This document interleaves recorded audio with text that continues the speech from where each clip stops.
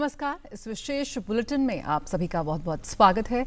मैं हूं जया सिन्हा, मेरे साथ हैं सोनू पांडे और आइए शुरुआत करते हैं इस वक्त की सुर्खियों के साथ। गृह मंत्रालय ने जारी किए नए दिशा निर्देश। 50% सीटों की क्षमता के साथ सिनेमा घरों, मल्टीप्लेक्सों को 15 अक्टूबर से फिर से खोलने की मिली अनुमति। स्कूलों को खोलने और कंटेनमेंट जोन के बाहर 100 से ज्यादा लोगों के इकट्ठा होने पर राज्य और केंद्र शासित प्रदेश ले सकते हैं फैसला। भारत से अंतर्राष्ट्रीय व्यावसायिक यात्री उड़ानें 31 अक्टूबर तक रहेंगी निलंबित। भारतीय सरकार से अनुमति प्राप्त अंतर्राष्ट्रीय कार्गो और यात्री उड़ानें रहेंगी जारी। नए दिशा निर्देशों के अनुसार आने वाले सभी अंतर्राष्ट्रीय यात्री अब दिल्ली हवाई अड्डे पर कोविड RT-PCR परीक्षण की सुविधा का उठा सकेंगे लाभ। जिनेवा में मानवाधिकार परिषद में भारत ने लगाई पाकिस्तान को कड़ी फटकार। संयुक्त राष्ट्र में भारत के स्थायी मिशन में प्रथम सचिव पवन बड़े ने कहा कि भारत के खिलाफ झूठे बयानों से नहीं बदलेगी सच्चाई। पाकिस्तान बना हुआ है पत्रकारों, मानवाधिकारों, संरक्षकों, सामाजिक कार्यकर्ताओं और धार्मिक तथा नस्लीय अल्पसंख्यकों के लिए जानलेवा जाल। दिल्ली, हरियाणा, पंजाब, राजस्थान और उत्तर प्रदेश के पर्यावरण मंत्रियों की बैठक आज। हर साल गंभीर प्रदूषण का कारण बनने वाली पराली जलाने की समस्या और उससे निपटने पर होगी चर्चा।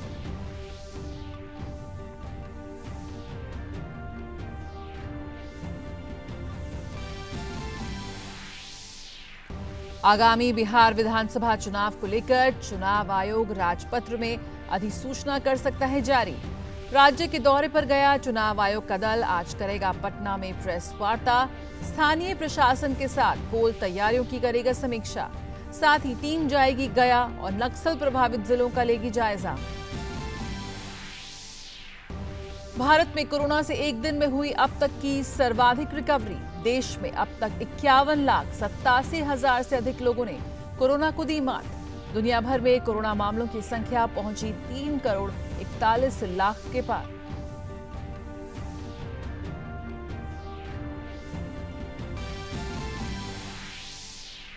और सेरेना विलियम्स का 24वां ग्रैंड स्लैम जीतने का टूटा सपना। चोट के चलते फ्रेंच ओपन से हुई बाहर।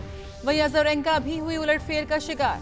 राफेल नडाल और वावरिंका जीत के साथ बढ़े आगे। और आइए अब खबरों को विस्तार से देख लेते हैं। केंद्रीय गृह मंत्रालय ने अनलॉक 5 के लिए दिशा निर्देश जारी कर दिए हैं, जो आज से अमल में आ जाएंगे। अनलॉक 5 के अंतर्गत राज्यों और केंद्र शासित प्रदेशों को स्कूल खोलने को लेकर राहत दी गई है। इसके साथ ही कंटेनमेंट जोन के बाहर अब ज्यादा गतिविधियों को खोला जाएगा। हालांकि ये स्पष्ट किया गया है कि कंटेनमेंट जोन में 31 अक्टूबर तक लॉकडाउन का कड़ाई से पालन किया जाएगा। कंटेनमेंट जोन से बाहर सिनेमा हॉल, थिएटर और मल्टीप्लेक्स को 15 अक्टूबर से 50% सीट क्षमता के साथ फिर खोलने की अनुमति दी गई है। सूचना और प्रसारण मंत्रालय इस संबंध में मानक संचालन प्रक्रिया यानी SOP जारी करेगा। खिलाड़ियों को प्रशिक्षण देने के लिए स्विमिंग पूल खोलने की अनुमति दी गई है। इसके लिए खेल मंत्रालय SOP जारी करेगा। गृह मंत्रालय ने कहा है कि अनलॉक 5 के दिशा निर्देशों के तहत स्कूलों, कोचिंग संस्थानों को फिर खोलने के लिए राज्यों और केंद्र शासित प्रदेशों को 15 अक्टूबर के बाद चरणबद्ध ढंग से फैसला करने की छूट दी गई है। इसके अलावा भारत से अंतर्राष्ट्रीय व्यावसायिक उड़ानों के संचालन पर प्रतिबंध 31 अक्टूबर तक जारी रहेगा। हालांकि सरकार द्वारा स्वीकृत अंतर्राष्ट्रीय कार्गो और यात्री उड़ानें जारी रहेंगी। सरकार द्वारा जारी ताजा दिशा निर्देशों के अनुसार दिल्ली हवाई अड्डे पर आने वाले सभी अंतर्राष्ट्रीय यात्री अब हवाई अड्डे पर ही कोविड-19 की जांच के लिए RT-PCR परीक्षण की सुविधा का लाभ उठा सकते हैं।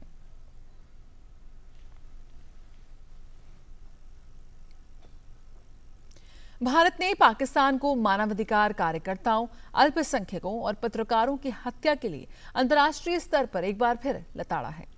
संयुक्त राष्ट्र मानवाधिकार परिषद की जिनेवा में चल रही बैठक में जवाब देने के अपने अधिकार का इस्तेमाल करते हुए स्थानीय मिशन के प्रथम सचिव पवन बड़े ने कहा कि पाकिस्तान द्वारा लगातार झूठ बोलने से वहां हो रहे अत्याचारों और हत्याओं की तस्वीर नहीं बदलेगी।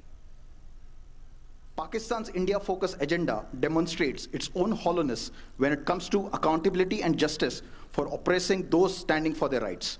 The pathetic state of affairs for journalists and human rights defenders is well known when the deep state could make prominent journalists disappear in broad daylight at the heart of Pakistan. We are not baffled that Pakistan does well when it comes to inciting hatred against religious minorities and targeting our leadership with hate speeches. Its well-cherished and inherited culture of hatred makes it the perfect candidate for carrying forward the legacy of intolerance against anybody having modern views on human rights. उन्होंने कहा, भारत और इसके नेतृत्व के खिलाफ नफरत फैलाने वाले भाषणों के जरिए पाकिस्तान अल्पसंख्यकों के मन में भारत के लिए द्वेष पैदा करने की लगातार कोशिशें करता है। Pakistan's India-focused agenda demonstrates its own hollowness when it comes to accountability and justice for oppressing those standing for their rights. The pathetic state of affairs for journalists and human rights defenders is well known when the deep state could make prominent journalists disappear in broad daylight at the heart of Pakistan. We only could imagine the fate of those journalists and human rights defenders in territories under its control. Silence is the apt word for them affected through enforced disappearances, murders, detentions, custodial deaths, and torture in Balochistan, Khyber Pakhtunkhwa, Sindh, and Pakistan-occupied parts of Indian Union territories of Jammu, Kashmir, and Ladakh. We are not baffled that Pakistan does well when it comes to inciting hatred against religious minorities and targeting our leadership with hate speeches. Its well-cherished and inherited culture of hatred makes it the perfect candidate for carrying forward the legacy of intolerance against anybody having modern views on human rights. और पराली जलाने के कारण हर साल होने वाले गंभीर प्रदूषण की समस्या से निपटने और उसके समाधान पर चर्चा के लिए आज दिल्ली, हरियाणा, पंजाब, राजस्थान और उत्तर प्रदेश के पर्यावरण मंत्रियों की एक बैठक होगी। वीडियो कॉन्फ्रेंस के जरिए होने वाली इस बैठक में 5 राज्यों के पर्यावरण सचिव भी शामिल होंगे। इसके साथ ही प्रदूषण नियंत्रण बोर्ड, एनडीएमसी और डीडीए के अधिकारी भी इस बैठक में शामिल होंगे।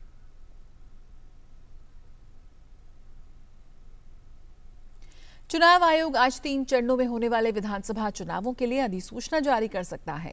बिहार विधानसभा चुनाव की तैयारियों की समीक्षा के लिए मुख्य चुनाव आयुक्त सुनील अरोड़ा के नेतृत्व में पटना पहुंची आयोग की टीम ने विभिन्न राजनीतिक दलों के प्रतिनिधियों के साथ बैठक की। मुख्य चुनाव आयुक्त ने दलों की प्रतिनिधियों से चुनाव संबंधी उनकी मांगों और समस्याओं को सुना। बैठक में शामिल राजनीतिक दलों के प्रतिनिधियों ने चुनाव आयोग को कई तरह के सुझाव दिए। चुनाव आयोग की टीम आज गया जाएगी और नक्सल प्रभावित जिलों का जायजा लेगी। आयोग 12 जिलों में तैयारियों की समीक्षा करेगा। उत्तर प्रदेश सरकार ने हाथरस दुष्कर्म मामले की जांच के लिए 3 सदस्यों की एसआईटी गठित कर दी है। विशेष जांच दल एसआईटी का नेतृत्व राज्य के गृह सचिव भगवान स्वरूप करेंगे। उप महानिरीक्षक चंद्र प्रकाश और पीएसी सेना नायक श्रीमती पूनम एसआईटी की सदस्य होंगे। एसआईटी को 7 दिन के अंदर रिपोर्ट देनी होगी। इस मामले में पुलिस ने सभी 4 आरोपियों को गिरफ्तार कर लिया है। मामले की सुनवाई फास्ट ट्रैक अदालत में होगी। इस बीच राज्य के मुख्यमंत्री योगी आदित्यनाथ ने दिवंगत लड़की के पिता से बात की। पीड़िता के पिता ने दोषियों को कड़ी से कड़ी सजा सुनाने की मांग की है। मुख्यमंत्री ने आश्वासन दिया है कि दोषियों पर अत्यधिक कड़ी कार्रवाई की जाएगी और लड़की के परिवार को हर संभव सहायता उपलब्ध कराई जाएगी। राज्य सरकार ने दिवंगत लड़की के परिवार के एक सदस्य को सरकारी नौकरी और हाथरस शहर में एक मकान देने की घोषणा की है। इस परिवार को 25 लाख रुपए की अनुग्रह राशि दी जाएगी। इससे पहले प्रधानमंत्री नरेंद्र मोदी ने मुख्यमंत्री से बात कर इस मामले में दोषियों पर कड़ी कार्रवाई करने को कहा था। इस बीच उत्तर प्रदेश पुलिस ने इन आरोपों का खंडन किया है कि परिवार की सहमति के बिना लड़की का अंतिम संस्कार किया गया। उपस्थिति में और उनकी सहमति से कराया गया था। शांति व्यवस्था के लिए वहां पुलिस विद्यमान थी। दूसरा चीज़ की डेड बॉडी भी खराब हो रही थी, इसलिए घर के जो लोग थे उन लोगों ने सहमति जताई थी कि रात में ही कर दिया जाना उचित होगा। इसके अतिरिक्त जो पोस्टमार्टम रिपोर्ट अभी ऑफिशियली प्राप्त नहीं हुई है, जैसे ही प्राप्त होगी तो जो उसमें तथ्य होंगे उसके बेसिस पे आगे की कार्रवाई की जाएगी। इसके अतिरिक्त इस पूरे प्रकरण की जांच के लिए शासन ने एक उच्च स्तरीय एसआईटी का गठन किया है, जिसका नेतृत्व गृह सचिव भगवान स्वरूप कर रहे हैं। और उनकी सहायता के लिए एक DIG स्तर का अधिकारी और एक अन्य अधिकारी लगाए गए हैं, SP स्तर के अधिकारी, और वो महिला अधिकारी लगाई गई हैं, ताकि अगर कोई स्थानीय पुलिस के द्वारा कोई चूक हुई है तो उस चीज़ों को अंकित करें। और जो प्राइमा फेसाई जो क्रोनोलॉजी है उसमें यही है कि ये घटना 14 सितंबर की है, 9:30 बजे की, और 10:30 बजे पीड़िता अपने भाई के साथ वहाँ मौजूद थाने पे आई थी, और उनके भाई ने अपने स्वयं की हैंडराइटिंग में जो एप्लीकेशन दिया था उस पर अपराध पंजीकृत हुआ था। और उसके बाद से विभिन्न चरणों में जैसे जैसे आरोप आगे आते रहे, और 22 तारीख को पहली बार पीड़िता ने अस्पताल में ट्रॉमा सेंटर में ये बताया कि उसके साथ गैंग रेप हुआ है। तो धाराएं परिवर्तित की गई और 4 अभियुक्त जो थे, चारों की गिरफ्तारी की गई, और इसमें जो भी एक आर्थिक सहायता जो उनका एक हक है कानून के हिसाब से, वो भी उनको प्रदान किया गया। तो इस प्रकार चारों अभियुक्तों को गिरफ्तारी जो है उचित धाराओं में की गई है, और इनकी मृत्यु के बाद से धारा परिवर्तित की जाएगी। 302 में अब इसमें चार्जशीट लगाया जाएगा। और सरकार ने आकलन वर्ष 2019 और 2020 के लिए इनकम टैक्स रिटर्न दाखिल करने की अंतिम तिथि इस वर्ष 30 नवंबर तक बढ़ा दी है। 31 मार्च 2019 को समाप्त हो रहे वित्तीय वर्ष के लिए आयकर रिटर्न दाखिल करने की अंतिम तिथि इससे पहले बढ़ाकर 30 सितंबर की गई थी। आयकर विभाग ने कहा है कि कोविड महामारी स्थिति के कारण करदाताओं के समक्ष कठिनाइयों को देखते हुए ये फैसला किया गया है।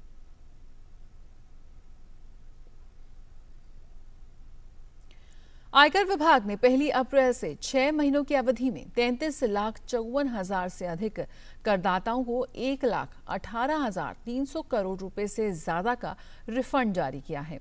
वित्त मंत्रालय ने बताया कि कुल रिफंड में से करीब 1,78,000 कॉरपोरेट कर मामलों में 86,094 करोड़ रुपए के रिफंड जारी किए गए हैं।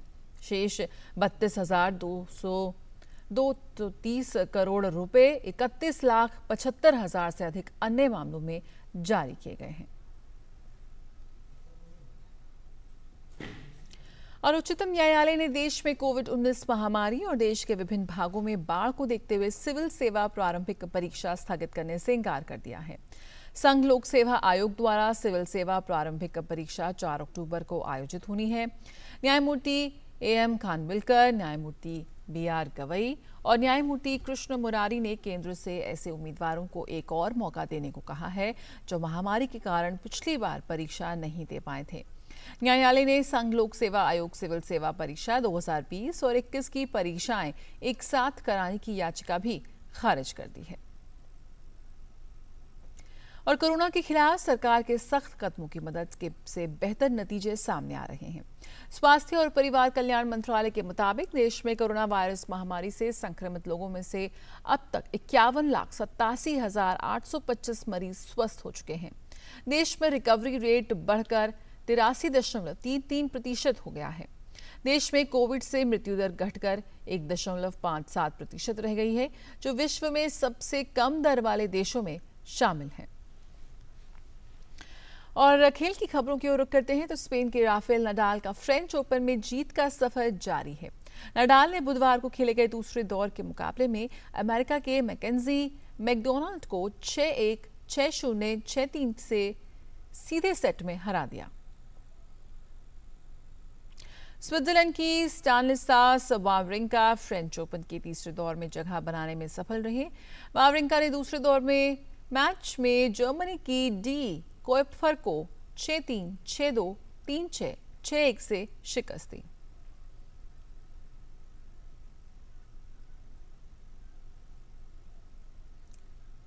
और 23 बार की grand slam champion Serena Williams एक बार फिर चोट की वजह से टूर्नामेंट से बाहर हो गई हैं।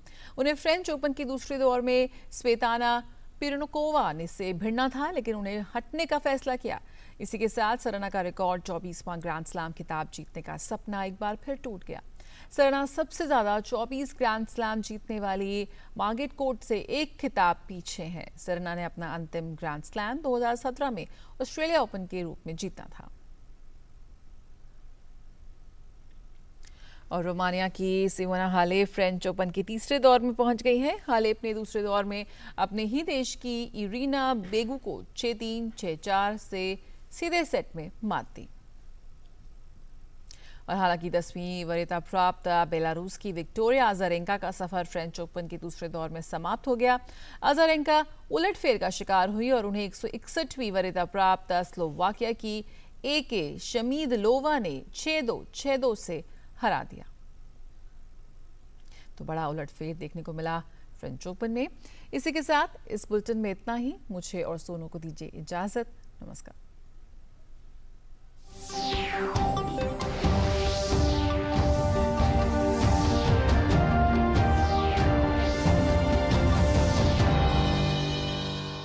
समाचार के सह प्रायोजक थे वंडर सीमेंट, एक परफेक्ट